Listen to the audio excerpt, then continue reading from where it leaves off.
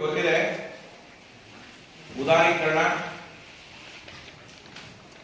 ಉದಾರೀಕರಣ ಅಂದ್ರೇನು?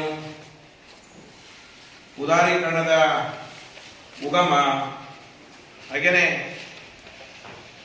ಉದಾರೀಕರಣದ ಪ್ರಾಮುಖ್ಯತೆ ಅಥವಾ ಮಹತ್ವ ಅಥವಾ ಉದಾರೀಕರಣದ ಮುಖ್ಯಾಂಶ. ಈಗ ನಿಮ್ಮ ಈ ಅಧ್ಯಯನದಲ್ಲಿ ಉದಾರೀಕರಣದಲ್ಲಿ ರಾಜಕೀಯ ಪರಿಣಾಮಗಳನ್ನ ನಾವು ನೋಡಬೇಕಾಗಿದೆ. ಉದಾರೀಕರಣದಿಂದ ಉಂಟಾಗುವ ರಾಜಕೀಯ ಪರಿಣಾಮಗಳು ಏನು ಅಂದ್ರೆ, ಒಂದು ಬೌದ್ಧಿಕ ಪಲಾಯನ, ಆಮೇಲೆ ಕಾರ್ಮಿಕರ ಅವಲಂಬನೆ ಉದಾರೀಕರಣದಿಂದ ಕಡಿಮೆ ಆಗುತ್ತೆ. ಮತ್ತೊಂದು, ಈ ಉದಾರೀಕರಣದಿಂದ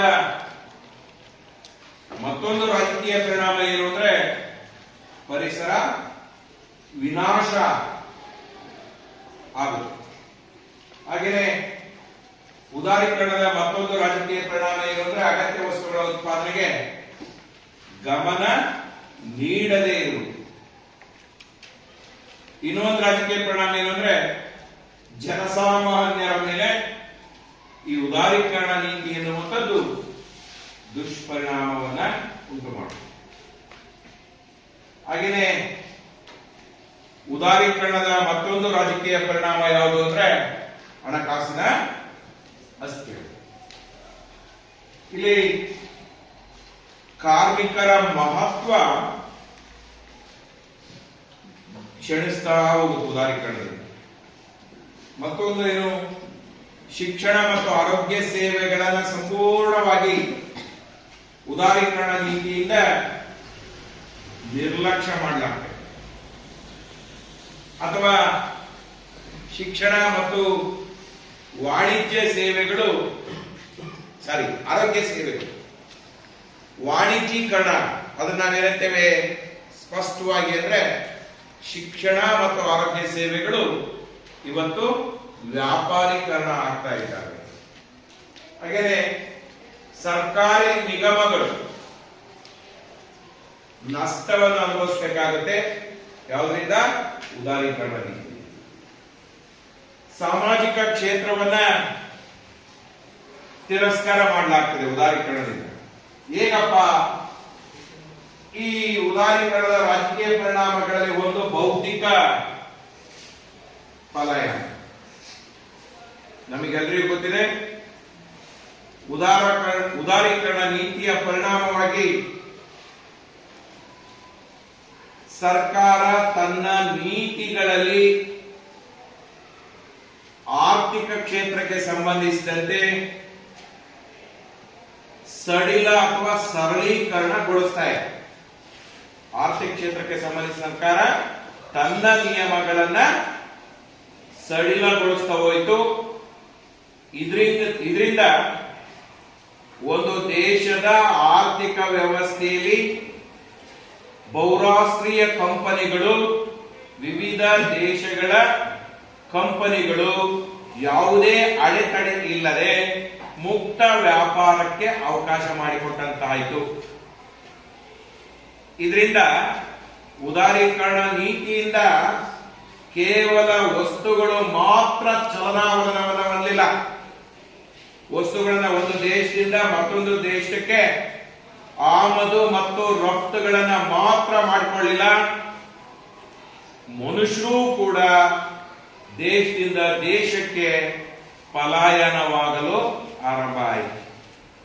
ಇಲ್ಲಿ ಉದಾರೀಕರಣದಿಂದ ನಾಗರಿಕರು ವಿದೇಶಗಳಲ್ಲಿ ಉದ್ಯೋಗದ ಅವಕಾಶಕ್ಕಾಗಿ ಬಾಗಿಲನ್ನ ತಟ್ಟುವ ಪರಿಸ್ಥಿತಿ ನಿರ್ಮಾಣ ಆಯಿತು. ಯಾಕೆ? ವಿದ್ಯಾವಂತ ಯುವಕರು ವಿದೇಶದಲ್ಲಿ ಉದ್ಯೋಗಕ್ಕಾಗಿ ಹೋಗ್ತಾ ಇದ್ದಾರೆ ಅಂತಂದ್ರೆ, ಜ್ಞಾನವನ್ನ ಪಡೆಯಲು, ಕೌಶಲ್ಯವನ್ನ ಹೊಂದಲು ಅವರು ವಿದೇಶಗಳಲ್ಲಿ ಪ್ರತಿಭಾವಂತ ಯುವಕರು ವಿದ್ಯಾರ್ಥಿ ಸಮೂಹ ವಿದೇಶಕ್ಕೆ ಹೋಗುವಂತ ಒಂದು ವ್ಯವಸ್ಥೆ ನಿರ್ಮಾಣ ಆಗಿದೆ, ಜ್ಞಾನಕ್ಕಾಗಿ, ಕೌಶಲ್ಯಕ್ಕಾಗಿ. ಇನ್ನು ಒಂದು ರೀತಿ ಮತ್ತ್ಯಾಕೆ ಹೋಗ್ತಾರೆ? ವಿದೇಶಗಳಲ್ಲಿ ಹಣ ಸಂಪಾದನೆ ಮಾಡಲು, ಜೊತೆಗೆ ಸೌಲಭ್ಯಗಳನ್ನು ಹೊಂದಲು, ಜೊತೆಗೆ ಗೌರವವನ್ನು ಪಡೆಯುವ ಸಲುವಾಗಿ, ನಾನು ಫಾರಿನ್ ರಿಟರ್ನ್ಸ್ ಎನ್ನುವ ಗೌರವಕ್ಕೋಸ್ಕರ ಅಥವಾ ಪ್ರತಿಷ್ಠೆಗಾಗಿ ವಿದೇಶಗಳಿಗೆ ವಿದ್ಯಾವಂತ ಯುವಕರು ಪಲಾಯನವಾಗುವುದನ್ನು ನಾವು ಗಮನಿಸ್ತೇವೆ. ಇದರಿಂದ ರಾಷ್ಟ್ರಗಳು ಅನೇಕ ನಷ್ಟಗಳನ್ನು ಅನುಭವಿಸಬೇಕಾಗಿದೆ. ಅದರಲ್ಲೂ ಕೂಡ ಭಾರತದಂತ ಅಭಿವೃದ್ಧಿ ರಾಷ್ಟ್ರಗಳ ಪ್ರತಿಭಾವಂತ ಯುವಕರು ಜ್ಞಾನ ಕೌಶಲ್ಯ ವೃದ್ಧಿಗಾಗಿ, ಹಣ ಗೌರವ ಪ್ರತಿಷ್ಠೆಗಾಗಿ ವಿದೇಶಗಳಿಗೆ ಹೋಗುವಂತಹ ಸಂಸ್ಕೃತಿ ಸರ್ವೇ ಸಾಮಾನ್ಯ ಆಗಿದೆ. ಅಂತ ಪ್ರತಿಭಾವಂತ ಯುವಕರ ಸೇವೆಯಿಂದ ಭಾರತದಂತ ಅಭಿವೃದ್ಧಿಶೀಲ ರಾಷ್ಟ್ರಗಳು ವಂಚಿತವಾಗುವಂತಹ ಸಾಕಷ್ಟು ಉದಾಹರಣೆಗಳು ನಮ್ಮಲ್ಲಿದೆ. ಇದು ಒಂದು. ಇನ್ನ ಒಂದು, ಕಾರ್ಮಿಕರ ಅವಲಂಬನೆ ಕಡಿಮೆ ಆಗುತ್ತೆ ಅಥವಾ ಕ್ಷೀಣಿಸುತ್ತೆ. ನಮಗೆ ಗೊತ್ತಿದೆ, ಉದಾರೀಕರಣ ನೀತಿ ಬಂಡವಾಳದ ಹೂಡಿಕೆಯನ್ನ ಹೆಚ್ಚಿಸುವ ಸದುದ್ದೇಶವನ್ನ ಹೊಂದಿದೆ. ಮಲ್ಟಿ ನ್ಯಾಷನಲ್ ಕಂಪನಿಗಳು, ಬಹುರಾಷ್ಟ್ರೀಯ ಕಂಪನಿಗಳು ಭಾರತದಂತಹ ಅಭಿವೃದ್ಧಿಶೀಲ ರಾಷ್ಟ್ರಗಳ ಆರ್ಥಿಕ ವ್ಯವಸ್ಥೆಯಲ್ಲಿ ಬಂಡವಾಳವನ್ನ ಹೂಡಿಕೆ ಮಾಡುವುದರ ಮೂಲಕ ಗ್ರಾಹಕರ ಇಚ್ಛಾಶಕ್ತಿ, ಬೇಡಿಕೆಗೆ ಅನುಸಾರವಾಗಿ ಅತ್ಯುನ್ನತ ಗುಣಮಟ್ಟದ ವಸ್ತುಗಳನ್ನ ಕಡಿಮೆ ಬೆಲೆಗೆ ಗ್ರಾಹಕರಿರುವ ಸ್ಥಳದಲ್ಲೇ ದೊರಕಿಸುವಂತ ಒಂದು ಆಲೋಚನೆಯಿಂದ ಅತ್ಯಾಧುನಿಕವಾದ ತಂತ್ರಜ್ಞಾನಗಳನ್ನು ಬಳಸಿಕೊಂಡು, ಅತ್ಯಾಧುನಿಕವಾದ ಕೌಶಲ್ಯಗಳನ್ನು ಅಳವಡಿಸಿಕೊಂಡು, ಅತ್ಯಾಧುನಿಕವಾದ ತಂತ್ರಜ್ಞಾನ, ವಿಜ್ಞಾನ ಇವುಗಳನ್ನ ಬಳಕೆ ಮಾಡಿಕೊಂಡು ಆ ವಸ್ತುಗಳನ್ನ ಉತ್ಪಾದನೆ ಮಾಡುವಂತ ಒಂದು ವ್ಯವಸ್ಥೆ ನಿರ್ಮಾಣ ಆಗಿದೆ. ಕಡಿಮೆಯ ಅವಧಿಯಲ್ಲಿ ಕಡಿಮೆ ಮಾನವ ಸಂಪನ್ಮೂಲಗಳನ್ನು ಬಳಸಿಕೊಂಡು ಅತ್ಯಾಧುನಿಕವಾದ ತಂತ್ರಜ್ಞಾನಗಳನ್ನ ಬಳಕೆ ಮಾಡಿ ವಸ್ತುಗಳ ಉತ್ಪಾದನೆ ಮತ್ತು ವಿತರಣೆ ಮಾಡುವಂತಹ ಒಂದು ವ್ಯವಸ್ಥೆಯಲ್ಲಿ ಉದಾರೀಕರಣ ನೀತಿಯಲ್ಲಿ ನಾವು ನೋಡ್ತಾ ಹೋಗ್ತೀವಿ. ಹಾಗಾಗಿ ಈ ಕೆಲಸಗಾರರು ಅಂತ ಏನು ಕಾರ್ಮಿಕರನ್ನ ಕರೀತಾ ಇದ್ವಿ, ಅವರ ಅವಲಂಬನೆ ಕಡಿಮೆ ಆಗ್ತಾ ಹೋಯ್ತು. ಉದ್ಯೋಗ ಸೃಷ್ಟಿ ಕಡಿಮೆ ಆಯಿತು. ಇಲ್ಲಿ ನನಗೆ ಗೊತ್ತಿದೆ, ಒಂದು ರಾಷ್ಟ್ರದ ಆರ್ಥಿಕವಾಗಿ ಅಭಿವೃದ್ಧಿ ಆಗ್ಬೇಕಾದ್ರೆ, ಆ ರಾಷ್ಟ್ರ ಸಂಪೂರ್ಣವಾಗಿ ರಾಷ್ಟ್ರ ನಿರ್ಮಾಣ ಆಗ್ಬೇಕಾದ್ರೆ ಆ ರಾಷ್ಟ್ರದಲ್ಲಿರುವ ಎಲ್ಲಾ ವಿದ್ಯಾವಂತರಿಗೂ ಒಂದು ಉದ್ಯೋಗವನ್ನ ಕಲ್ಪಿಸಬೇಕು ಎನ್ನುವಂಥದ್ದು. ಆದ್ರೆ ಉದಾರೀಕರಣ ನೀತಿ ಅತ್ಯಾಧುನಿಕವಾದ ತಂತ್ರಜ್ಞಾನಗಳನ್ನ ಬಳಸಿಕೊಂಡು ವಸ್ತುಗಳ ಉತ್ಪಾದನೆ ಮತ್ತು ವಿತರಣೆಗೆ ಮುಂದಾದಾಗ ಉದ್ಯೋಗ ಸೃಷ್ಟಿಯ ಅವಕಾಶಗಳು ಕಡಿಮೆ ಆಗಿದೆ. ಕಾರ್ಮಿಕರು ನಿರ್ವಹಿಸುವ ಜಾಗದಲ್ಲಿ ಯಂತ್ರೋಪಕರಣಗಳು ಕಾರ್ಮಿಕರ ಕೆಲಸಗಳನ್ನು ನಿರ್ವಹಿಸುವಂತ ಒಂದು ವ್ಯವಸ್ಥೆ ನಿರ್ಮಾಣ ಆಗಿದೆ. ಇಲ್ಲಿ ಕಾಲಕ್ರಮೇಣ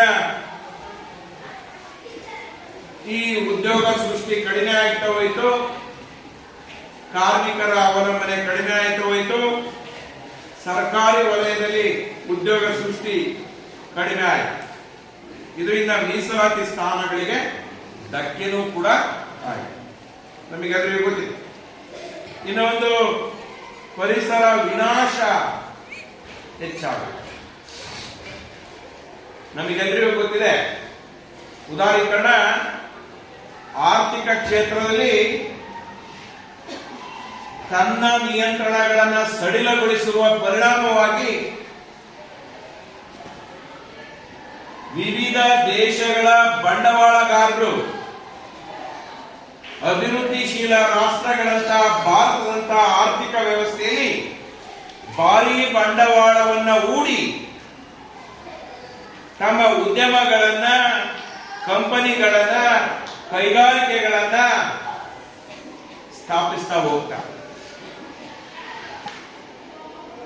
ಯಾವಾಗ ಮಲ್ಟಿ ನ್ಯಾಷನಲ್ ಕಂಪನಿಗಳು, ಬಹುರಾಷ್ಟ್ರೀಯ ಕಂಪನಿಗಳು ಭಾರತದಂತ ಆರ್ಥಿಕ ವ್ಯವಸ್ಥೆಯಲ್ಲಿ ಬಹಳಷ್ಟು ಸಂಖ್ಯೆಯಲ್ಲಿ, ಬಹುಸಂಖ್ಯಾತ ರೀತಿಯಲ್ಲಿ ಬಂಡವಾಳವನ್ನು ಹೂಡಿ ಕಂಪನಿಗಳನ್ನ ಪ್ರಾರಂಭ ಮಾಡಿದಾಗ ಆ ಕಂಪನಿಗಳು ಉತ್ಪಾದಿಸುವ ವಸ್ತುಗಳ ಉತ್ಪಾದನೆ ಮಾಡುವಂತಹ ಸಂದರ್ಭದಲ್ಲಿ ಏನು ಅದರಿಂದ ಬರುವಂತ ಅನಿಲ ಸೋರಿಕೆ ಆಗಿರ್ಬೋದು, ವಿಷಕಾರಕವಾದ ಗಾಳಿ ಆಗಿರಬಹುದು, ಇವೆಲ್ಲವೂ ಕೂಡ ವಿಷಕಾರಕ ಗಾಳಿ ನಮ್ಮ ವಾಯು ಮಾಲಿನ್ಯವನ್ನು ಹೆಚ್ಚಿಸಿದ್ರೆ ಆ ಕಂಪನಿಗಳಿಂದ ಬರುವಂತ ಅನಿಲ, ವಿಷಕಾರಕವಾದ ಅನಿಲ ನೀರೊಳಗೆ ಸೇರಿ ನೀರಿನ ಮಾಲಿನ್ಯವನ್ನ ಮಾಡುತ್ತೆ.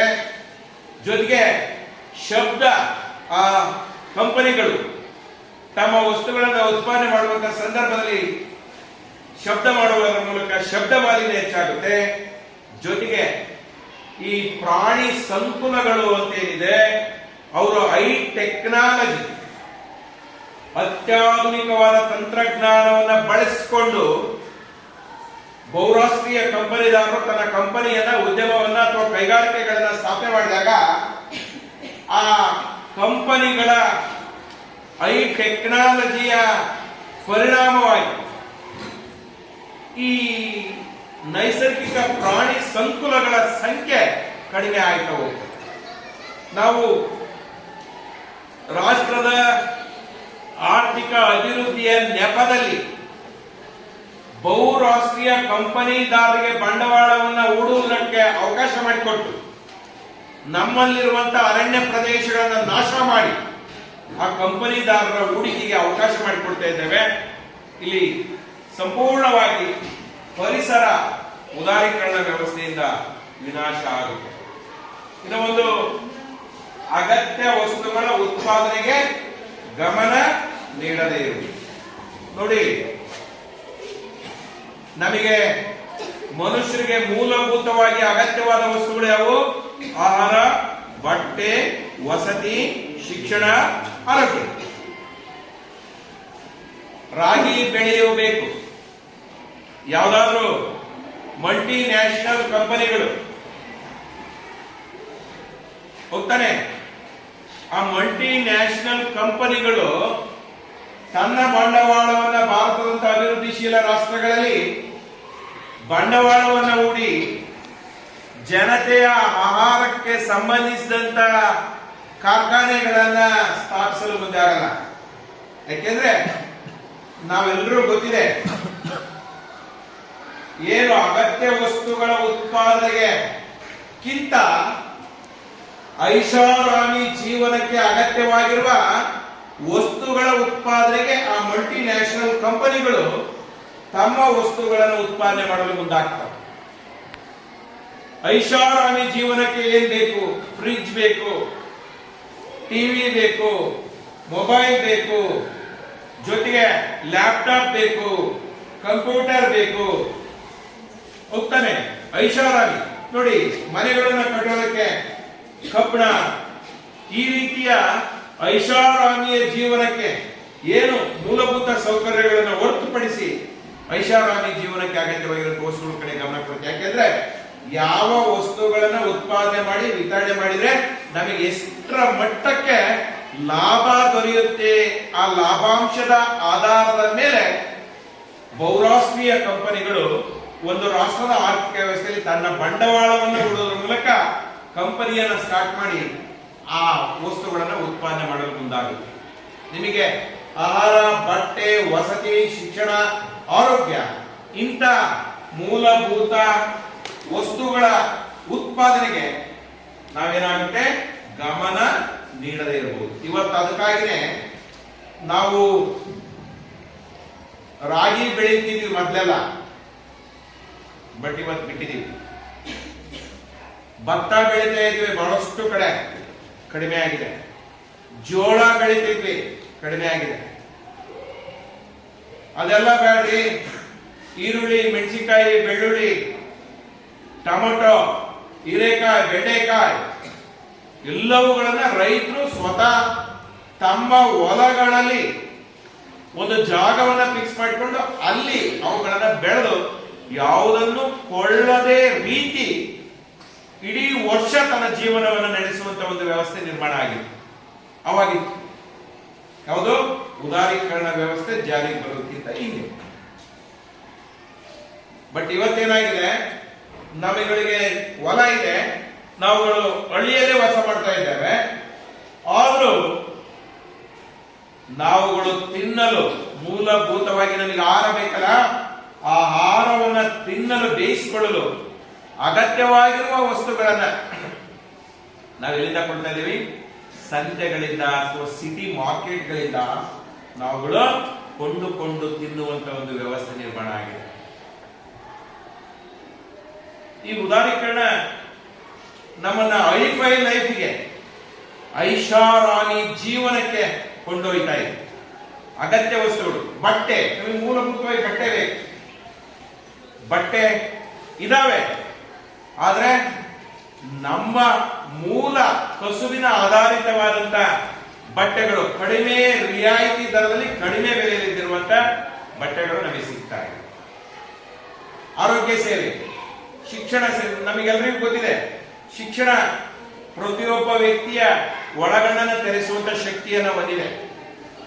ಆ ಶಿಕ್ಷಣ ಪ್ರತಿಯೊಬ್ಬ ಮಗುವಿನ 6 ರಿಂದ 14 ವರ್ಷ ಒಳಗಿನ ಮಕ್ಕಳ ಮೂಲಭೂತ ಹಕ್ಕಾಗಿದೆ. ಆ ಶಿಕ್ಷಣವನ್ನು ಕೊಡಿಸುವಂಥದ್ದು ತಂದೆ ತಾಯಿಗಳ ಮೂಲಭೂತ ಕರ್ತವ್ಯವಾಗಿದೆ. ಅಂತ ಶಿಕ್ಷಣ ವ್ಯವಸ್ಥೆಯಲ್ಲಿ ಬಹುರಾಷ್ಟ್ರೀಯ ಕಂಪನಿಗಳು ಖಾಸಗಿ ಶಾಲಾ ಕಾಲೇಜುಗಳನ್ನು ತೆರೆಯುವುದರ ಮೂಲಕ ನಮ್ಮ ರಾಷ್ಟ್ರದ ಆರ್ಥಿಕ ವ್ಯವಸ್ಥೆಯಲ್ಲಿ ಲಾಭಾಂಶವನ್ನು ಅಂದ್ರೆ ವಾಣಿಜ್ಯೀಕರಣಗೊಳಿಸುವಂತ ಒಂದು ವ್ಯವಸ್ಥೆಯನ್ನ ನಿರ್ಮಾಣ ಮಾಡಿದ್ದಾರೆ. ಇದು ಒಂದು. ಇನ್ನ ಒಂದು, ಜನಸಾಮಾನ್ಯರ ಮೇಲೆ ದುಷ್ಪರಿಣಾಮ ಬೀರುತ್ತೆ. ನಾನು ಮೊದಲೇ ಹೇಳಿದೆ, ಅಗತ್ಯ ವಸ್ತುಗಳ ಉತ್ಪಾದನೆಗೆ ಗಮನ ನೀಡದೇ ಇರುವುದು ಉದಾರೀಕರಣ ವ್ಯವಸ್ಥೆ ಏನ್ ಮಾಡಿದೆ? ಅಗತ್ಯ ವಸ್ತುಗಳ ಉತ್ಪಾದನೆಗೆ ಗಮನ ನೀಡದೇ ಇರುವುದು ಏನ್ ಮಾಡ್ತಾ ಇದೆ? ಐಷಾರಾಮಿ ಜೀವನಕ್ಕೆ ಅಗತ್ಯವಾಗಿರುವ ವಸ್ತುಗಳನ್ನ ಉತ್ಪಾದನೆ ಮಾಡಲು ಮುಂದಾಗ್ತಾ ಇದೆ. ಅಂದಾಗ ಉದಾರೀಕರಣ ಜನಸಾಮಾನ್ಯರ ಮೇಲೆ ದುಷ್ಪರಿಣಾಮ ಬೀರುತ್ತೆ. ಕಾರಣ ಏನು? ನಾನು ಮೊದಲೇ ಹೇಳಿದೆ, ನಾವು ಭಾರತ ಕೃಷಿ ಪ್ರಧಾನ ಸಮಾಜ. ಕೃಷಿಯೇ ನಮ್ಮ ಭಾರತೀಯರ ಒಟ್ಟು ಜನಸಂಖ್ಯೆಯಲ್ಲಿ 80ರಷ್ಟು ಜನರು ಏನ್ ಮಾಡ್ತಾ ಇದ್ದೇವೆ? ರೈತಾಪಿ ವರ್ಗದಲ್ಲಿದ್ದೇವೆ. ನಾವು ಆ ಕೃಷಿಯಲ್ಲಿಯೇ ತನ್ನ ಜೀವನವನ್ನ ಕಂಡುಕೊಳ್ಬಹುದಂತ ಒಂದು ಸ್ಥಿತಿ ನಿರ್ಮಾಣ ಆಗಿದೆ. ಆದ್ರೆ ಉದಾರೀಕರಣ ವ್ಯವಸ್ಥೆಯ ಪರಿಣಾಮವಾಗಿ ಏನಾಗಿದೆ? ಇಲ್ಲಿ ಬಹುರಾಷ್ಟ್ರೀಯ ಕಂಪನಿಗಳು ಉತ್ಪಾದಿಸುವ ಬೀಜ, ರಸಗೊಬ್ಬರ, ಕ್ರಿಮಿ ಕೀಟಕ ಔಷಧಿಗಳನ್ನ ಕೊಂಡುಕೊಳ್ಳುವಂತ ಪರಿಸ್ಥಿತಿ ನಿರ್ಮಾಣ ಆಗಿದೆ. ನಾವು ಬೆಳೆಯುವಂತ ವಸ್ತುಗಳನ್ನೇ ನಾವುಗಳು ಊಟ ಮಾಡ್ತಾ ಇದ್ವಿ. ಇವತ್ತು ಉದಾರೀಕರಣದ ಪರಿಣಾಮವಾಗಿ ನಾವುಗಳು ವಾಣಿಜ್ಯೀಕರಣಗೊಳಿಸುವಂತ ಬೆಳೆಗಳನ್ನ ಬೆಳೆಯಕ್ಕೆ ಮುಂದಾದ್ವಿ. ಅಡಕೆ, ತೆಂಗು, ಮೆಕ್ಕೆಜೋಳ ಇವುಗಳನ್ನ ಬೆಳೆಯಕ್ಕೆ ಮುಂದಾದ್ವಿ. ನಾವು ಐಷಾರಾಮಿಯ ಜೀವನವನ್ನ ಕಟ್ಕೊಳ್ಳಲು ಮುಂದಾದ್ವಿ. ಅಗತ್ಯ ವಸ್ತುಗಳು ನಮಗೆ ದೊರೆಯದೇ ಆಯ್ತು. ಅನಿವಾರ್ಯವಾಗಿ ಜನರು ಏನ್ ಮಾಡಕತ್ತಿದ್ರು? 50 ರೂಪಾಯಿ ಕೆಜಿ ಅಕ್ಕಿ ಆದ್ರೂ ಕೊಂಡು ಉಣ್ಣುವ ವ್ಯವಸ್ಥೆ ನಿರ್ಮಾಣ ಆಯಿತು. 100 ರೂಪಾಯಿ ಕೆಜಿ ಈರುಳ್ಳಿ ಆದ್ರೂ ಕೊಂಡು ತಿನ್ನುವಂತ ಒಂದು ವ್ಯವಸ್ಥೆ ನಿರ್ಮಾಣ ಆಯಿತು. ನಮಗೆ ಬಿತ್ತಲು, ನಾವು ಮೊದಲೆಲ್ಲ ನಾನು ಗಮನಿಸಿದ್ದೇನೆ, ರಾಗಿ ಬಿತ್ತಬೇಕು ಅಂದ್ರೆ ಹಿಂದಿನ ವರ್ಷದ ರಾಗಿಯನ್ನ ಹಾಗೆ ತೊಗರಿಟ್ಟು ಒಳ್ಳೆ ರಾಗಿನ ಬಿತ್ತಾ ಇದ್ವಿ ಒಂದು. ಮತ್ತೆ ಇವತ್ತು ಉದಾರೀಕರಣ ವ್ಯವಸ್ಥೆ ಬಂದಿರೋದ್ರಿಂದ ಬಹುರಾಷ್ಟ್ರೀಯ ಕಂಪನಿಗಳು ಉತ್ಪಾದಿಸುವ ಬೀಜಗಳನ್ನು ನಾವು ಬಿತ್ತಲು ಮುಂದಾಗ್ತಾ ಇದ್ದೇವೆ. ಜನಸಾಮಾನ್ಯರು ಅನಿವಾರ್ಯವಾಗಿ ನೋಡಿ, ನಾವೇ ಬೆಳೀತಾ ಇದ್ವಿ, ನಾವೇ ತಿಂತಾ ಇದ್ವಿ, ಮಿಕ್ಕಿದವುಗಳನ್ನ ಜೀವನಕ್ಕಾಗಿ ಮಾರಾಟ ಮಾಡ್ತಾ ಇದ್ವಿ, ಕೃಷಿ ಚಟುವಟಿಕೆಗಾಗಿ. ಆದ್ರೆ ಇವತ್ತು ನಾವು ಬೆಳೀತಾ ಇಲ್ಲ, ತಿನ್ಬೇಕಾಗಿದೆ, ಹೊರಗಡೆಯಿಂದ ತಗೊಂಡು ತಿನ್ಬೇಕಾಗಿದೆ. ಬಹುರಾಷ್ಟ್ರೀಯ ಕಂಪನಿಗಳು ಉತ್ಪಾದಿಸುವ ಗೊಬ್ಬರ, ಬೀಜ, ಕ್ರಿಮಿಕೀಟ ಔಷಧಿಗಳನ್ನ ಸಿಂಪಡಿಸಿದಂತ ವಸ್ತುಗಳನ್ನ ಕೊಂಡು ತಿನ್ನುವಂತ ಒಂದು ವ್ಯವಸ್ಥೆ ನಿರ್ಮಾಣ ಆಗಿದೆ. ವಿಷವನ್ನ ತಿನ್ನುವಂತ ಪರಿಸ್ಥಿತಿ ನಮ್ಗಾಗಿದೆ. ಅದನ್ನ ತಿಂದು ಪ್ರೈವೇಟ್ ಅಂದ್ರೆ ಖಾಸಗಿ ಆಸ್ಪತ್ರೆಗಳ ಬಾಗಿಲುಗಳನ್ನ ಬಡಿಯುವಂತ ಒಂದು ಸ್ಥಿತಿ ನಿರ್ಮಾಣ ಆಗಿದೆ. ಇವತ್ತು ಹೇಳ್ಬೇಕು ಅಂತಂದ್ರೆ ಉದಾರೀಕರಣ ವ್ಯವಸ್ಥೆ ಮುಕ್ತ ವ್ಯಾಪಾರಕ್ಕೆ ಅವಕಾಶ ಕೊಟ್ಟಿದೆ. ಖಾಸಗಿ ಬಂಡವಾಳಗಾರರ ಅಬ್ಬರ ಹೆಚ್ಚಾಗಿದೆ. ಬಂಡವಾಳವನ್ನ ಹೂಡಿ ಎಲ್ಲಿ ಹೂಡ್ತಾರೆ? ಲಾಭಾಂಶ ಬರುವ ಕಡೆ ಬಂಡವಾಳ ಹೂಡಿ ಲಾಭಾಂಶ ವಿತರಣೆ ಮಾಡಿ ಲಾಭಾಂಶವನ್ನ ಪಡಿತಾ ಹೋಗ್ತಿದ್ದಾರೆ. ನಮಗೆ ಎಷ್ಟೇ ಕಷ್ಟ ಆದರೂ ಕೂಡ ನಾವು ಅವುಗಳನ್ನ ಕೊಂಡುಕೊಳ್ಳುವಂತ ಸ್ಥಿತಿ ನಿರ್ಮಾಣ ಆಗಿದೆ. ನನಗೆ ಮೊಬೈಲ್ ಅವಶ್ಯಕತೆ ಇಲ್ಲ, ಕೀಪ್ಯಾಡ್ ಮೊಬೈಲ್ ಬೇಕು. ಕೀಪ್ಯಾಡ್ ಮೊಬೈಲ್ ನಾನು ಬಳಸ್ತಾ ಇಲ್ಲ. ಯಾಕೆಂದ್ರೆ ಟಿವಿಯಲ್ಲಿ ಜಾಹೀರಾತುಗಳಲ್ಲಿ ಅಥವಾ ಮಾಸ್ ಮೀಡಿಯಾಗಳಲ್ಲಿ ಅಡ್ವರ್ಟೈಸ್ಮೆಂಟ್ ಅನ್ನು ನಾವು ಗಮನಿಸ್ತಾ ಇದ್ದೇವೆ.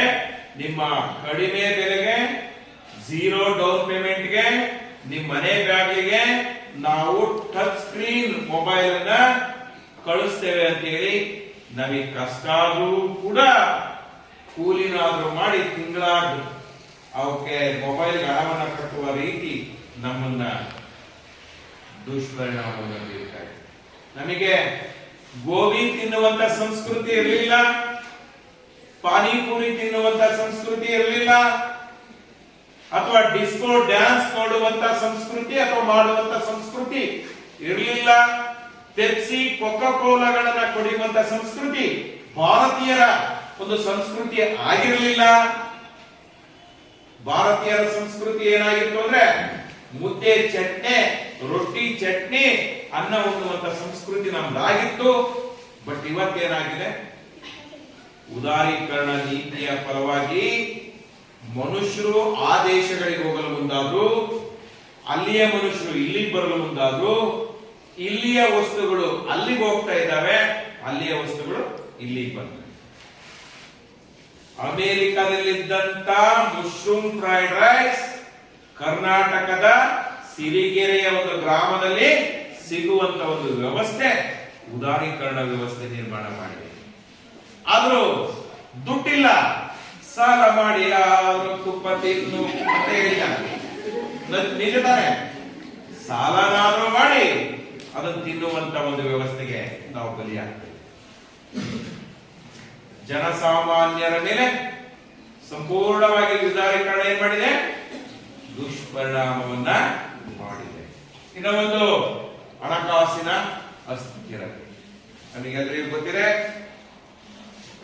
ಫೈನಾನ್ಷಿಯಲ್ ಇನ್ಸ್ಟೆಬಿಲಿಟಿ ಆಗುತ್ತೆ ಉದಾರೀಕರಣದಿಂದ. ಹೇಗೆ ಸರ್? ಉದಾರೀಕರಣ ನೀತಿಯಲ್ಲಿ ಸರ್ಕಾರದಲ್ಲಿದ್ದಂತ ಹಣಕಾಸಿನ ಪರಿಸ್ಥಿತಿ ಏರಿಳಿತ ಉಂಟಾಗುತ್ತೆ. ನಾವು ಹೇಳಿದ್ವಿ, ಉದಾರೀಕರಣ ವ್ಯವಸ್ಥೆ ಆರ್ಥಿಕ ವ್ಯವಸ್ಥೆಯನ್ನು ಬಲಗೊಳಿಸುತ್ತೆ. ಪ್ರಾಮುಖ್ಯತೆಯನ್ನು ಹೇಳುವಂತಹ ಸಂದರ್ಭದಲ್ಲಿ ರಾಷ್ಟ್ರದ ಜಿಡಿಪಿ ಹೆಚ್ಚಾಗುತ್ತೆ, ಗ್ರಾಸ್ ಡೊಮೆಸ್ಟಿಕ್ ಪ್ರಾಡಕ್ಟ್ ಹೆಚ್ಚಾಗ್ತಾ ಹೋಗುತ್ತೆ, ಹಣದುಬ್ಬರ ಕಡಿಮೆ ಆಗುತ್ತೆ, ಹಣದ ಏರಿಳಿತ ಸ್ಟೇಬಲ್ ಆಗಿರುತ್ತೆ. ಬಹುರಾಷ್ಟ್ರೀಯ ಕಂಪನಿಗಳು ಭಾರತದಂತಹ ಅಭಿವೃದ್ಧಿಶೀಲ ರಾಷ್ಟ್ರಗಳ ಆರ್ಥಿಕ ವ್ಯವಸ್ಥೆಯಲ್ಲಿ ಬಂಡವಾಳವನ್ನು ಹೂಡಿ ವಸ್ತುಗಳ ಉತ್ಪಾದನೆ ಮತ್ತು ವಿತರಣೆ ಮಾಡ್ತವೆ. ಹಣದ ಒಳ ಹರಿವು ಹೆಚ್ಚಾಗುತ್ತೆ. ಹಾಗಾಗಿ ರಾಷ್ಟ್ರದಲ್ಲಿ ಹಣಕಾಸಿನ ಸ್ಟೆಬಿಲಿಟಿ ನಾವು ನೋಡ್ತೇವೆ ಅಂತ ಹೇಳಿದೆ. ಆದ್ರೆ ಇಲ್ಲಿ ಹಣದುಬ್ಬರದಂತಹ ಸಮಸ್ಯೆಗಳು ಉಲ್ಬಣ ಹಣದ ಹಿಂಜರಿತವಾಗುವಂತಹ ಸಮಸ್ಯೆಗಳು ಉಲ್ಬಣ ಆಗುತ್ತೆ. ಸರ್ಕಾರಿ ಉದ್ಯೋಗಗಳು ಕಡಿಮೆ ಆಗುತ್ತೆ. ಹಣಕಾಸಿನ ಅಸ್ಥಿರತೆ. ಯಾಕೆಂದ್ರೆ ಯಾವುದೇ ರಾಷ್ಟ್ರದ ಆರ್ಥಿಕ ವ್ಯವಸ್ಥೆಯಲ್ಲಿ ಯಾವುದೇ ಸಂದರ್ಭದಲ್ಲಾದ್ರೂ ಬಂಡವಾಳವನ್ನು ಹೂಡಿ ವಸ್ತುಗಳು ಉತ್ಪಾದನೆ ಮತ್ತು ವಿತರಣೆ ಮಾಡಬಹುದು. ಯಾವುದೇ ಸಂದರ್ಭದಲ್ಲಿಯೂ ಯಾವುದೇ ರಾಷ್ಟ್ರಗಳಿಂದ ತನ್ನ ಕಂಪನಿ ಬಂಡವಾಳವನ್ನ ಹೂಡಿ ಬಂಡವಾಳದಿಂದ ಉತ್ಪಾದನೆ ಮಾಡಿದ ವಸ್ತುಗಳು ಮತ್ತು ವಿತರಣೆ ಮಾಡುವಂತ ವ್ಯವಸ್ಥೆಯಿಂದ ಹಿಂದೆ ಸರಿಯಬಹುದು. ನಾವು ಬಂಡವಾಳವನ್ನು ಹೂಡಿ ಅವಕಾಶ ಹೆಚ್ಚಾಗುತ್ತೆ ಅಂತ ಹೇಳ್ತೇವೆ, ಆದ್ರೆ ಅವರಿಗೆ ಹೇಗೆ ಒಂದು ರಾಷ್ಟ್ರದ ಆರ್ಥಿಕ ವ್ಯವಸ್ಥೆಯಲ್ಲಿ ಬಂಡವಾಳವನ್ನು ಹೂಡುವುದಕ್ಕೆ ಬಹುರಾಷ್ಟ್ರೀಯ ಕಂಪನಿಗಳಿಗೆ ಸರ್ವ ಸ್ವತಂತ್ರ ಇದೆಯೋ ಖಾಸಗಿ ಕಂಪನಿಗಳಿಗೆ, ಹಾಗೇನೆ ಯಾವುದೇ ರಾಷ್ಟ್ರದ ಆರ್ಥಿಕ ವ್ಯವಸ್ಥೆಯಿಂದ ಹಿಂದೆ ಸರಿಯುವಂತಹ ಸರ್ವ ಸ್ವತಂತ್ರವೂ ಕೂಡ ಕಂಪನಿಗಳಿಗಿರುತ್ತೆ. ಹಾಗಾಗಿ ಯಾವಾಗ ಹಣಕಾಸಿನ ಸ್ಥಿರತೆ ಇರುತ್ತೆ, ಯಾವಾಗ ಹಣಕಾಸಿನ ಅಸ್ಥಿರತೆ ಆಗುತ್ತೆ, ಏರಿಳಿತಗಳನ್ನು ನಾವು ಗಮನಿಸ್ತಾ ಹೋಗ್ತೀವಿ. ಇನ್ನ ಒಂದು ಕಾರ್ಮಿಕರ ಮಾತು, ನಾನು ಆಗ್ಲೇ ಹೇಳಿದೆ, ಅವಲಂಬನೆ. ಕಾರ್ಮಿಕರಿಗೆ ಕಾರ್ಮಿಕ ಅಂದ್ರೆ ಯಾರು ಅಂತ ಗೊತ್ತಿದೆ ನಿಮಗೆ? ಯಾರು ದೈಹಿಕ ಶ್ರಮವನ್ನ ಹಾಕಿ ಕೆಲಸ ಮಾಡ್ತಾರೆ ಅವರನ್ನ ನಾವು ಕಾರ್ಮಿಕರು. ಆ ಕೃಷಿ ಕಾರ್ಮಿಕರು ಇದ್ದಾರೆ, ಕೈಗಾರಿಕಾ ಕಾರ್ಮಿಕರು ಇದ್ದಾರೆ. ಬಹುಶಃ ಕೈಗಾರಿಕಾ ಕಾರ್ಮಿಕರನ್ನ ಸಂಘಟಿತ ವಲಯದ ಕಾರ್ಮಿಕರು ಅಂತ ಕರೀತೇವೆ. ಆ ಸಂಘಟಿತ ವಲಯದ ಕೈಗಾರಿಕಾ ಕಾರ್ಮಿಕರ ಮಹತ್ವ ಅವತ್ತು ಕಾರ್ಖಾನೆಗಳು ಅಥವಾ ಉದ್ಯಮಗಳು ಅಥವಾ ಕಂಪನಿಗಳು ಅಥವಾ ಕೈಗಾರಿಕೆಗಳು ಅಂದ ತಕ್ಷಣ ಕಾರ್ಮಿಕರು ಕೈಗಾರಿಕೋದ್ಯಮಿಗಳಿಗೆ ಕಾಣಿಸ್ತಾ ಇದೆ. ಕಾರ್ಮಿಕರ ಯೋಗಕ್ಷೇಮವನ್ನ ಕಾಪಾಡುವಂತ ಒಂದು ವ್ಯವಸ್ಥೆ ಕೈಗಾರಿಕೋದ್ಯಮಿಗಳಲ್ಲಿ. ಯಾಕೆಂದ್ರೆ ಕಾರ್ಮಿಕರ ಒಂದು ವ್ಯವಸ್ಥೆಯಿಂದ, ಕಾರ್ಮಿಕರಿಂದಲೇ ಈ ಕಂಪನಿ ಇವತ್ತು ಇಷ್ಟು ದೊಡ್ಡ ಮಟ್ಟಕ್ಕೆ ಬೆಳೆದಿದೆ ಎನ್ನುವಂತ ಆಲೋಚನೆ ಕೈಗಾರಿಕೋದ್ಯಮಿಗಳಲ್ಲಿ. ಆದ್ರೆ ಇವತ್ತು ಉದಾರೀಕರಣ ವ್ಯವಸ್ಥೆಯ ಮೂಲಕ ಕೈಗಾರಿಕೋದ್ಯಮಿಯ ಆಲೋಚನೆ ಏನಾಗಿದೆ ಅಂದ್ರೆ, ತನ್ನ ಕಂಪನಿಯಲ್ಲಿರುವ ಯಂತ್ರೋಪಕರಣಗಳು ಎಷ್ಟು ಮಟ್ಟಕ್ಕೆ ಹೈ ಟೆಕ್ನಾಲಜಿ ಅತ್ಯುನ್ನತವಾದ ಉಪಕರಣಗಳನ್ನು ಹೊಂದಿದೆ, ಅದರ ಆಧಾರದ ಮೇಲೆ ತನ್ನ ಕೈಗಾರಿಕೆಯ ಶ್ರೇಯಾಭಿವೃದ್ಧಿ ನಿಂತಿರುತ್ತೆ. ಈಗ ಕಾರ್ಮಿಕರ ಅವಲಂಬನೆ. ಬಹುಶಃ ಇವತ್ತೆಲ್ಲರೂ ಕೂಡ ಕಂಪನಿಗಳಲ್ಲಿ ಆಫೀಸರ್ಸ್ ಆಗಿದ್ದಾರೆ. ಕಾರ್ಮಿಕರ ಸಂಖ್ಯೆ ತುಂಬಾ ಕಡಿಮೆ. ಯಾಕೆಂದ್ರೆ ಕಾರ್ಮಿಕರ ಕೆಲಸಗಳನ್ನ ಯಂತ್ರಗಳು ನಿರ್ವಹಿಸೋದ್ರಿಂದ, ಕಾರ್ಮಿಕರ ಸ್ಥಾನವನ್ನ ಯಂತ್ರಗಳು ಆಕ್ರಮಿಸಿಕೊಂಡಿರೋದ್ರಿಂದ ಕಾರ್ಮಿಕರ ಮಹತ್ವ ಕ್ಷೀಣಿಸುತ್ತದೆ. ಇನ್ನು ಒಂದು ಶಿಕ್ಷಣ ಮತ್ತು ಆರೋಗ್ಯ ಸೇವೆಗಳ ವಾಣಿಜ್ಯೀಕರಣ. ನಮಗೆ ಗೊತ್ತಿದೆ,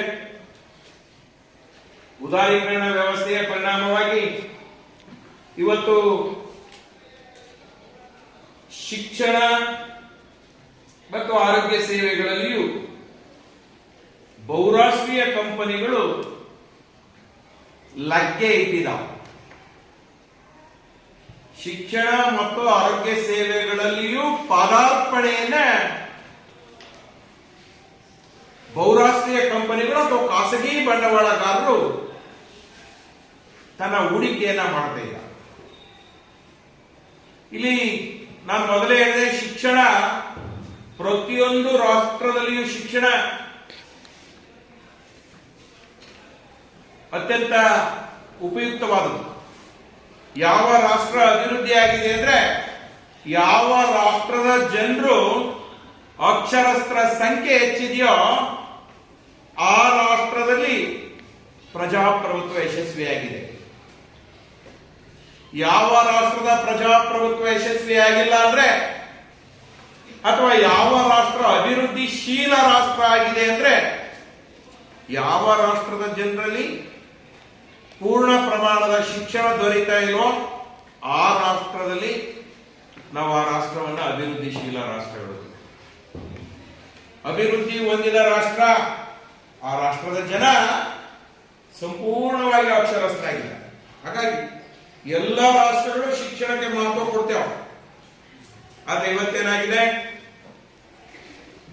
6 ರಿಂದ 14 ವರ್ಷದ ಒಳಗಿನ ಎಲ್ಲಾ ಮಕ್ಕಳಿಗೂ ಕಡ್ಡಾಯವಾದ ಉಚಿತವಾದ ಶಿಕ್ಷಣ ಇರಬೇಕು ಅಂತ ಇದೆ.